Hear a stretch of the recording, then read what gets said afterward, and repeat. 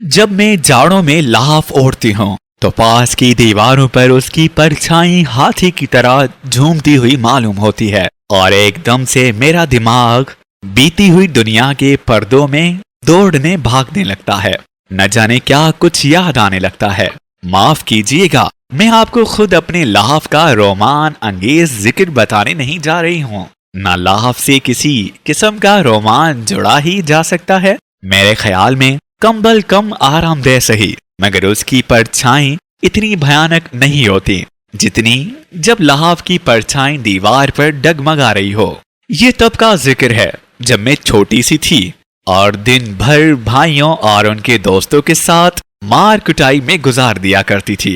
कभी कभी मुझे ख्याल आता कि मैं कम वक्त इतनी लड़ाका क्यों हूँ। इस उम्र में जबकि मेरी और बहनें आशिक जमा कर रही थी, मैं अपने पराए हर लड़के और लड़की से जो तुम पैजार में मशगूल थी। यही वजह थी कि अम्मा जब आगरा जाने लगी तो हफ्ते भर के लिए मुझे अपनी मुंह बोली बहन के पास छोड़ गईं। उनके यहाँ अम्मा खूब जानती थी कि चूहे का बच्चा भी नहीं और मैं किसी से लड़ भड़ ना सकूंगी। सजा तो खूब थी। हाँ, तो अम्मा मुझे बेगम जान के पास छोड़ गई। वही बेगम जान जिनका लाहफ अब तक मेरे जहन में गरम लोहे के दाग की तरह महफूज है। ये बेगम जान थी जिनके गरीब माँ बाप ने नवाब साहब को इसीलिए दामाद बना लिया कि वो पकी उम्र के थे, अगर थे निहायत नेक। कोई रंडी बाजारी औरत उनके यहाँ नजर नहीं आई। खुद हाजी थे और बहुतों को हज करा चुके थे, मगर उन्हें एक अजीब व गरीब शौक था। लोगों को कबूतर पालने का शौक होता है, बटेरे लड़ाते हैं, मुर्गबाजी करते हैं। इस किस्म की वाहियात खेलों से नवाब साहब को नफरत थी। उनके यहाँ तो बस तालिबे इल्म रहते थे, नौजवान गोरे गोरे पतली कमरों के लड़के जिनका खर्च वो खुद बर्दाश्त करते थे। मगर बेगम जान से शादी करके तो वो उन्हें कल साजो सामान के साथ ही घर में रख कर भूल गए और वो बेचारी दुबली पतली नाजुक सी बेगम तन्हाई के गम में घलने लगी। न जाने उनकी जिंदगी कहाँ से शुरू होती है, वहां से जब वो पैदा होने की गलती कर चुकी थी, या वहां से जब वो एक नवाब बेगम बनकर आई और छप्पर खट पर जिंदगी गुजारने लगी, या जब से नवाब साहब के यहाँ लड़कों का जोर बंधा, उनके लिए मुर्गन हलवे और लजीज खाने जाने लगे और बेगम जान दीवान खाने के दराड़ों में से लचकती कमरों वाले लड़कों की चुस्त पिंडलियां और मुअत्तर बारीक शबनम के कुर्ते देखकर अंगारों पर लौटने लगी, या जब वो मन्नतों मुरादों से हार गई। चिल्ले बंधे और टोटके और रातों की वजीफा ख्वानी भी चट हो गई। कहीं पत्थर में जोंक लगती है। नवाब साहब अपनी जगह से टस से मिस ना हुए। फिर बेगम जान का दिल टूट गया और वो इल्म की तरफ मुतवजा हुई, लेकिन यहाँ भी उन्हें कुछ ना मिला। इश्कियाए नावल और जज्बाती अशार पढ़कर रात की नींद भी हाथ से गई और बेगम जान जी जान छोड़कर बिल्कुल ही यासो हसरत की पोठ बन गई। चूल्हे में डाला ऐसा कपड़ा पहना जाता है किसी पर रौब घाटने के लिए। अब ना तो नवाब साहब को फुर्सत की शबनमी करतों को छोड़कर जरा उधर तवज्जो करें और ना वो उन्हें आने जाने देते। जब से बेगम जान ब्याह कर आई थी, रिश्तेदार आकर महीनों रहते और चले जाते, मगर वो बेचारी कैद की कैद रहती। इन रिश्तेदारों को देखकर और भी उनका खून जलता था कि सब के सब मजे से माल उड़ाने, उम्दा घी निगलने, जाड़ों का साजो सामान बनवाने आ मरते, और वो बावजूद नई रुई के लहाफ के बड़ी सर्दी में अकड़ा करती। हर करवट पर लहाफ नहीं सूरतें बनाकर दीवार पर साया डालता, मगर कोई भी साया ऐसा न था जो इन्हें जिंदा रखने के लिए काफी हो। मगर क्यों जिए फिर कोई जिंदगी। बेगम जान की जिंदगी जो थी, जीना वदा था नसीबों में। वो फिर जीने लगी और खूब जी। रब्बू ने उन्हें नीचे गिरते गिरते संभाल लिया। चपपट देखते देखते उनका सूखा जिस्म हरा होना शुरू हो गया, गाल चमक उठे और हुस्न फूट निकला। एक अजीबो गरीब तेल की मालिश से बेगम जान में जिंदगी की झलक आई। माफ कीजिएगा, इस तेल का नुस्खा آپ کو بہترین سے بہترین رسالہ میں بھی نہ ملے گا۔ جب میں نے بیگم جان کو دیکھا تو وہ 40-42 کی ہوں گی۔ افواہ کسی شان سے وہ پسند پر نیم دراز تھی اور ربو ان کی پیٹھ سے لگی بیٹھی کمر دبا رہی تھی۔ ایک عودے رنگ کا دوشالہ ان کے پیروں پر پڑا تھا اور وہ مہارانی کی طرح شاندار معلوم ہو رہی تھی۔ مجھے ان کی شکل بے انتہا پسند تھی۔ میرا جی چاہتا تھا کہ گھنٹوں بالکل پاس سے ان کی صورت دیکھا کروں۔ ان کی رنگت بالکل سفید تھی، نام کو سرخی کا ذکر نہیں، اور بال سیاہ اور تیل میں ڈوبے رہتے تھے۔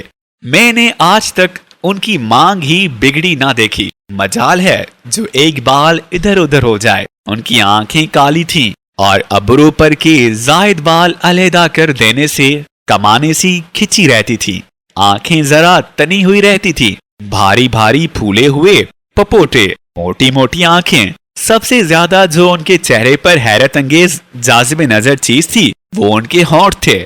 عموماً وہ سرخی سے رنگے رہتے تھے۔ اوپر کے ہونٹوں پر ہلکی ہلکی مونچھیں سی تھی اور کنپٹیوں پر لمبے لمبے بال۔ کبھی کبھی ان کا چہرہ دیکھتے دیکھتے عجیب سا لگنے لگتا تھا، کم عمر لڑکیوں جیسا۔ ان کے جسم کی جلد بھی سفید اور چکنی تھی، معلوم ہوتا تھا کسی نے کس کر ٹانکے لگا دیے ہوں۔ عموماً وہ اپنی پنڈلیاں کھجانے کے لیے کھولتی تو میں چپکے چپکے ان کی چمک دیکھا کرتی۔ ان کا قد بہت لمبا تھا اور پھر گوشت ہونے کی وجہ سے وہ بہت ہی لمبی چوڑی معلوم ہوتی تھی، لیکن بہت متناسب اور ڈھلا ہوا جسم تھا۔ بڑے بڑے چکنے اور سفید ہاتھ اور سڈول کمر۔ تو ربو ان کی پیٹھ کھجایا کرتی تھی، یعنی گھنٹوں ان کی پیٹھ کھجاتی۔ پیٹھ کھجوانا بھی زندگی کی ضروریات میں سے تھا، بلکہ شاید ضرورت زندگی سے بھی زیادہ۔ ربو کو گھر کا اور کوئی کام نہ تھا، بس وہ سارے وقت ان کے چھپر کھٹ پر چڑھی کبھی پیر، کبھی سر اور کبھی جسم کے دوسرے حصے کو دبایا کرتی تھی۔ کبھی تو میرا دل بول اٹھتا تھا جب دیکھو ربو کچھ نہ کچھ دبا رہی ہے یا مالش کر رہی ہے۔ کوئی دوسرا ہوتا تو نہ جانے کیا ہوتا۔ میں اپنا کہتی ہوں کوئی اتنا چھوئے بھی تو میرا جسم سڑ گل کے ختم ہو جائے۔ اور پھر یہ روز روز کی مالش کافی نہیں تھی۔ جس روز بیگم جان نہاتی، یا اللہ بس 2 گھنٹے پہلے سے تیل اور خوشبودار اپٹنوں کی مالش شروع ہو جاتی، اور اتنی ہوتی کہ میرا تو تخیل سے ہی دل ٹوٹ جاتا۔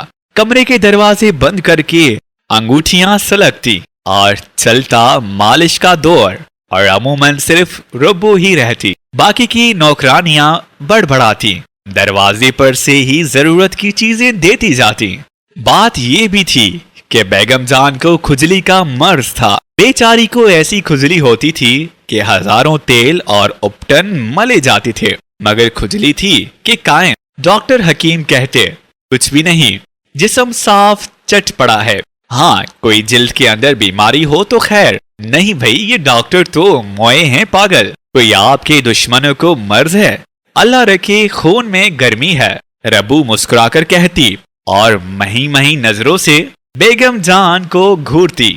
اور یہ ربو، جتنی یہ بیگم جان گوری تھی اتنی ہی یہ کالی تھی، جتنی یہ بیگم جان سفید تھی اتنی ہی یہ سرخ، بس جیسے تپا ہوا لوہا، ہلکے ہلکے چیچک کے داغ، گٹھا ہوا ٹھوس جسم، پھرتیلے چھوٹے چھوٹے ہاتھ، کسی ہوئی چھوٹی سی توند، بڑے بڑے پھولے ہوئے ہونٹ جو ہمیشہ نمی میں ڈوبے رہتے، اور جسم میں سے عجیب گھبرانے والی بو کے شرارے نکلتے رہتے تھے۔ اور یہ ننھے ننھے پھولے ہوئے ہاتھ کس قدر پھرتیلے تھے، ابھی کمر پر تو وہ لیجئے پھسل کر گئے کھولوں پر، وہاں سے رپٹے رانوں پر، اور پھر دوڑے ٹخنوں کی طرف۔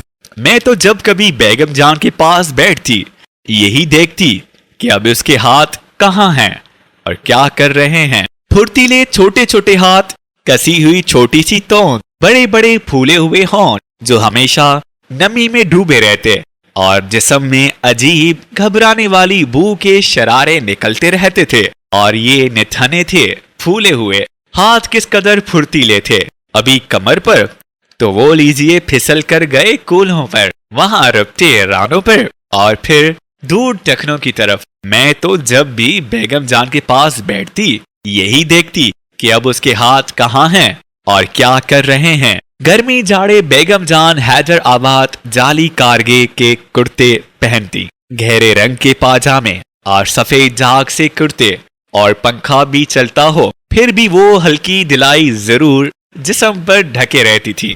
उन्हें जाड़ा बहुत पसंद था।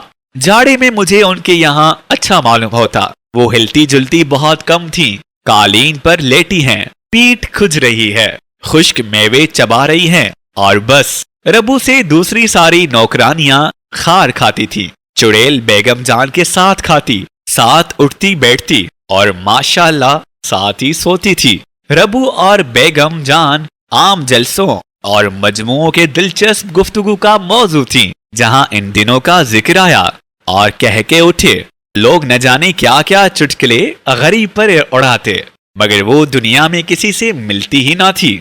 वहां तो बस वो थी और उनकी खुजली। मैंने कहा कि इस वक्त मैं काफी छोटी थी और बेगम जान पर फिदा। वो मुझे बहुत ही प्यार करती थी। इत्तेफाक से अम्मा आगरे गई। उन्हें मालूम था कि अकेले घर में भाइयों से मार कुटाई होगी, मारी मारी फिरूंगी, इसलिए वो हफ्ते भर के लिए बेगम जान के पास छोड़ गई। मैं भी खुश और बेगम जान भी खुश। आखिर को अम्मा की भाभी बनी हुई थी। सवाल ये उठा कि मैं सोऊं कहाँ।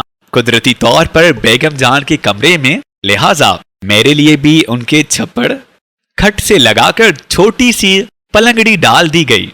10-11 बजे तक तो बातें करते रहे। मैं और बेगम जान ताश खेलते रहे और फिर मैं सोने के लिए अपने पलंग पर चली गई। और जब मैं सोई तो रबू वैसी ही बैठी, उनकी पीठ खुजा रही थी, भंगन कहीं की। मैंने सोचा, रात को मेरी एकदम से आंख खुली तो मुझे अजीब तरह का डर लगने लगा। कमरे में घुप अंधेरा और इस अंधेरे में बेगम जान का लहाफ ऐसे हिल रहा था जिसे उसमें हाथी बंद हो। बेगम जान, मैंने डरी हुई आवाज निकाली। हाथी हिलना बंद हो गया, लहाफ नीचे दब गया। क्या है? सो रहो। बेगम जान ने कहीं से आवाज दी। डर लग रहा है। मैंने चूहे की सी आवाज से कहा, सो जाओ, डर की क्या बात है, आयतुल कुर्सी पढ़ लो। अच्छा, मैंने जल्दी जल्दी आयतुल कुर्सी पढ़ी, मगर ये अलमुमा बैना पर दफआता कर अटक गई। हालांकि मुझे उस वक्त पूरी याद थी। तुम्हारे पास आ जाऊं बेगम जान? नहीं बेटी, सो रहो, जरा सख्ती से कहा। और फिर 2 आदमियों के खुसर फुसर करने की आवाज सुनाई देने लगी। हाय रे, ये दूसरा कौन? मैं और भी डरी। बेगम जान, चोर तो नहीं? सो जाओ बेटा। कैसा चोर? रब्बू की आवाज आई। मैं जल्दी से लाफ में मुंह डालकर सो गई। सुबह मेरे जहन में रात के खौफनाक नजारे का ख्याल भी ना रहा। मैं हमेशा की वहमी हूँ। रात को डरना, उठ उठ कर भागना और बड़बड़ाना तो बचपन में रोज ही होता था। सब तो कहते थे कि मुझ पर भूतों का साया हो गया है, लिहाजा मुझे ख्याल भी ना रहा। सुबह को लाफ बिल्कुल मासूम नजर आ रहा था, मगर दूसरी रात मेरी आंख खुली तो रब्बू और बेगम जान में कुछ झगड़ा बड़ी खामोशी से छप्पड़ खट पर ही तय हो रहा था और मुझे खाक समझ ना आया। क्या फैसला हुआ? रब्बू हिचकियां लेकर रोई, फिर बिल्ली की तरह सपड़ सपड़ का भी चाटने जैसी आवाजें आने लगी। मैं तो घबराकर सो गई। आज रब्बू अपने बेटे से मिलने गई हुई थी। वो बड़ा झगड़ालू था। बहुत कुछ बेगम जान ने किया, उसे दुकान कराई, गांव में लगाया, मगर वो किसी तरह मानता ही न था। नवाब साहब के यहाँ कुछ दिन रहा, खूब जोड़े भागे भी बने, पर न जाने क्यों ऐसा भागा कि रब्बू से मिलने भी ना आता। लिहाजा रब्बू ही अपने किसी रिश्तेदार के यहाँ उससे मिलने गई थी। बेगम जान न जाने देती, मगर रब्बू भी मजबूर हो गई। सारा दान बेगम जान परेशान रही। उसका जोड़ जोड़ टूटता रहा। किसी का छूना भी उन्हें ना भाता था। उन्होंने खाना भी ना खाया और सारा दिन उदास पड़ी रही। मैं खुजा दूं बेगम जान? मैंने बड़े शौक से ताश के पत्ते बांटते हुए कहा। बेगम जान मुझे गौर से देखने लगी। मैं खुजा दूं? सच कहती हूँ, मैंने ताश रख दिए। मैं थोड़ी देर खुजाती रही और बेगम जान चुपकी लेटी रही। दूसरे दिन रब्बू को आना था, मगर वो आज भी गायब थी। बेगम जान का मिजाज चिड़चिड़ा होता गया। चाय पी पी कर उन्होंने सर में दर्द कर लिया। मैं फिर खुजाने लगी। उनकी पीठ चिकनी मेज की तख्ती जैसी पीठ में हौले हौले खुजाती रही। उनका काम करके कैसी खुशी हुई थी। जरा जोर से खुजाओ, बंद खोल दो, बेगम जान बोली। इधर ए है, जरा शाने से नीचे। हाँ, वाह भाई वाह, हाँ हाँ। वो सुरूर में ठंडी ठंडी सांसें लेकर इत्मीनान का इजहार करने लगी। और उधर हालांकि बेगम जान का हाथ खूब जा सकता था, मगर वो मुझसे ही खुजवा रही थी और मुझे उल्टा फख्र हो रहा था। यहाँ उई, तुम तो गुदगुदी करती हो। वाह, वो हंसी। मैं बातें भी कर रही थी और खुजा भी रही थी। तुम्हें कल बाजार भेजूंगी, क्या लोगी? वही सोती जागती गुड़िया। नहीं बेगम जान, मैं तो गुड़िया नहीं लेती। क्या बच्चा हूं अब मैं? बच्चा नहीं तो क्या बूढ़ी हो गई? वो हंसी। गुड़िया नहीं तो बबुआ लेना, कपड़े पहनाना खुद, मैं दूंगी तुम्हें बहुत से कपड़े। सुना? उन्होंने करवट ली। अच्छा, मैंने जवाब दिया। उधर उन्होंने मेरा हाथ पकड़कर जहां खुजली हो रही थी रख दिया।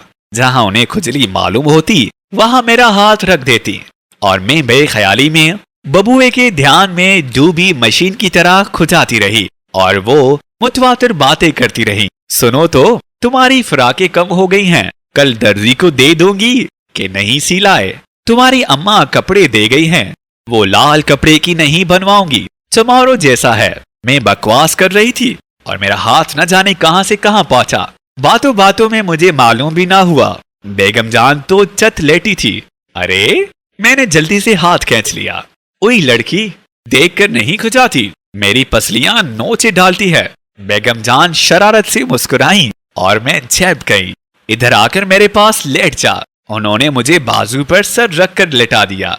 ए है, कितनी सूख रही है, पसलियां निकल रही हैं। उन्होंने पसलियां गिनना शुरू कर दी। ओह, मैं मन मनाई। ओए, तो क्या मैं खा जाऊंगी? कैसा तंग स्वेटर बुना है, गरम बनियान भी नहीं पहना तुमने। मैं कुल बुलाने लगी। कितनी पसलियां होती हैं? उन्होंने बात बदली। एक तरफ 9 और एक तरफ 10। मैंने स्कूल में याद की हुई हाइजेन की मदद ली, वो भी ऊट पटा। हटा तू हाथ। हाँ, 1 2 3। मेरा दिल चाहा किसी तरह भागूं और उन्होंने जोर से भैंचा। ओह, मैं मचल गई। बेगम जान जोर जोर से हंसने लगी। अब भी जब कभी मैं उनका उस वक्त का चेहरा याद करती हूँ तो दिल घबराने लगता है। उनकी आंखों के पपुटे और वजनी हो गए। ऊपर के होंठ पर स्याही गहरी हुई थी। बावजूद सर्दी के पसीने की नन्ही नन्ही बूंदें होंठों पर और नाक पर चमक रही थी। उनके हाथ ठंडे यख थे, मगर नरम नरम जैसे उन पर की खाल उतर गई हो। उन्होंने शाल उतार दी और कारगे के महीन कुर्ते में उनका जिस्म आटे की लोनी की तरह चमक रहा था। भारी जुड़ाव सोने के बटन गिरेबान की एक तरफ झूल रहे थे। शाम हो गई थी और कमरे में अंधेरा घुप हो रहा था। मुझे एक नामालूम डर से वहशत सी होने लगी। बेगम जान की गहरी गहरी आंखें, मैं रोने लगी। दिल में वो मुझे एक मट्टी के खिलौने की तरह भैंच रही थी। उनके गरम गरम जिस्म से मेरा दिल बोलाने लगा, मगर उन पर तो जैसे भूतना सवार था और मेरे दिमाग का ये हाल कि ना चीखा जाए और ना रह सकूं।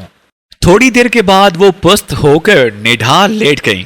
उनका चेहरा फीका और बद रौनक हो गया और लंबी लंबी सांसें लेने लगी। मैं समझी कि अब मरी ये, और वहां से उठकर सरपट भागी बाहर। शुक्र है कि रबो रात को आ गई और मैं डरी हुई जल्दी से लाहफ ओढ़कर सो गई, मगर नींद कहाँ, चुप घंटों पड़ी रही। अम्मा किसी तरह आ ही नहीं चुकी थी। बेगम जान से मुझे ऐसा डर लगता था कि मैं सारा दिन मामाओं के पास बैठी रही, मगर उनके कमरे में कदम रखते ही दम निकलता था।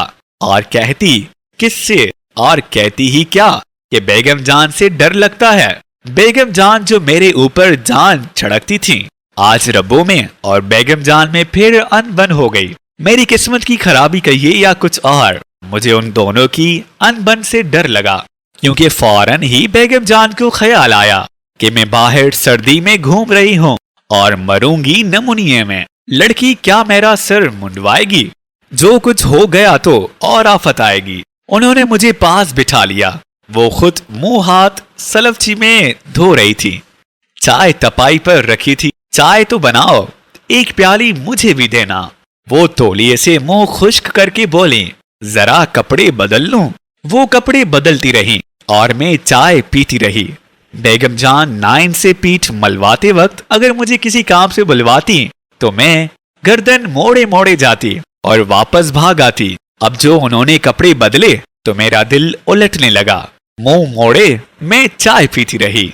हाय अम्मा, मेरे दिल ने बेकसी से पुकारा। आखिर ऐसा मैं भाइयों में क्या लड़ती हूँ जो तुम मेरी मुसीबत। अम्मा को हमेशा से मेरा लड़कों के साथ खेलना नापसंद है। कहो भला, लड़के क्या शेर चीते हैं जो निगल जाएंगे उनकी लाडली को, और लड़के भी कौन, खुद भाई और दो चार सड़े सड़ाए जरा जरा से उनके दोस्त। मगर नहीं, वो तो औरत जात को 7 तालों में रखने की कायल। और यहाँ बेगम जान की वो दहशत कि दुनिया भर के गुंडों से नहीं। बस चलता तो उस वक्त सड़क पर भाग जाती, पर वहां ना टिकती, मगर लाचार थी। मजबूरन कलेजे पर पत्थर रखे बैठी रही। कपड़े बदलकर 16 सिंगार हुए और गरम गरम खुशबुओं की इतर ने और भी उन्हें अंगारा बना दिया। और वो चली मुझ पर लाट उतारने। घर जाऊंगी, मैंने उनकी हर राय के जवाब में कहा और रोने लगी। मेरे पास तो आओ, मैं तुम्हें बाजार ले चलूंगी। सुनो तो। मगर मैं कली की तरह फिसल गई। सारे खिलौने मिठाइयां एक तरफ और घर जाने की रिट एक तरफ। वहां भैया मारेंगे।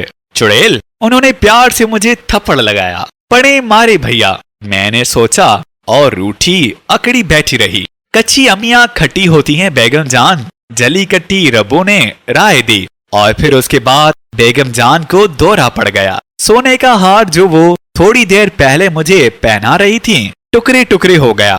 महीन जाली का दुपट्टा तार तार, और वो मांग जो मैंने कभी बिगड़ी ना देखी थी झाड़ झंकार हो गई। ओ ओ ओ ओ, वो झटके ले लेकर चिल्लाने लगी। मैं रपटी बाहर। बड़ी जतनों से बेगम जान को होश आया। जब मैं सोने के लिए कमरे में दबे पैर जाकर झांकी तो रबो उनकी कमर से लगी जिस्म दबा रही थी। जूती उतार दो, उसने उनकी पसलियां खुजाते हुए कहा, और मैं चुहिया की तरह लाफ में दबक गई। Sir sir फटकुज। बेगम जान का लाफ अंधेरे में फिर हाथी की तरह झूम रहा था। अल्लाह आहा, मैंने मरी हुई आवाज निकाली। लाफ में हाथी भटका और बैठ गया। मैं भी चुप हो गई। हाथी ने फिर लोट मचाई। मेरा रुआ रुआ कांपा। आज मैंने दिल में ठान लिया कि जरूर हिम्मत करके सरहाने लगा हुआ बल्ब जला दूं। हाथ फड़फड़ा रहा था और जैसे उकड़ों बैठने की कोशिश कर रहा था। चप्पड़ चप्पड़ कुछ खाने की आवाज आ रही थी, जैसे कोई मजेदार चटनी चख रहा हो। अब मैं समझी ये बेगम जान ने आज कुछ नहीं खाया, और रबो मुर्दी तो है सदा की चुट्टू, जरूर ये तर माल उड़ा रही है। मैंने निथने फैलाकर सो सो हवा को सूंघा। सिवाय इत्र, संदल और हना की गरम गरम खुशबू के और कुछ महसूस ना हुआ। लाफ फिर उमड़ना शुरू हुआ। मैंने भैतरा चाहा के चिपकी पड़ी रहूं, मगर इस लाफ ने तो ऐसी अजीब अजीब शक्लें बनानी शुरू की कि मैं डर गई। मालूम होता था गूं गूं करके कोई बड़ा सा मेंढक फूल रहा है और अब उछलकर मेरे ऊपर आया। अम्मा, मैं हिम्मत करके गुनगुनाई, मगर वहां कुछ सुनवाई ना हुई और लाफ मेरे दिमाग में घुसकर फूलना शुरू हुआ। मैंने डरते डरते पलंग के दूसरे तरफ पैर उतारे और टटोल टटोल कर बिजली का बटन दबाया। हाथी ने लाफ के नीचे एक कलाबाजी लगाई और पिचक गया। कलाबाजी लगाने में लाफ का कोना फट भर उठा। अल्लाह, मैं खराब से अपने बिछोने में।